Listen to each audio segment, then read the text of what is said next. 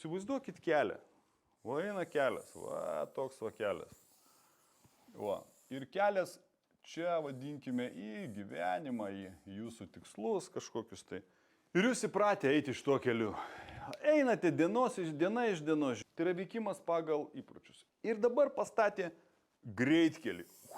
Opa. Jums net sako, žiūrėk, yra kelias B, tiesiai.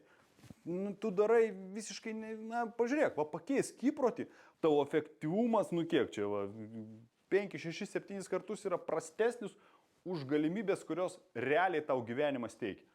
Ir kas yra, tu eini pagal įprotį, eini ir šitą vietą sustoja ir sako žmogus, žiūrėk, sako, šok ant greitkelių, čia va laiptukai yra, galėtum žlipti. Bet į ką tu sakai, ne, man visai ne ta kryptis. Mano kryptis ten, čia, man visai nepakeliui, ką aš nekinė, visai nepakeliui.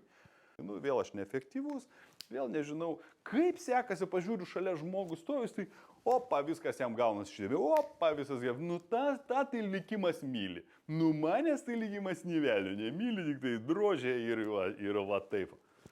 Yra galimybė, rodo, yra galimybė. Yra. Tavo rankose. Įrankis įmanomas.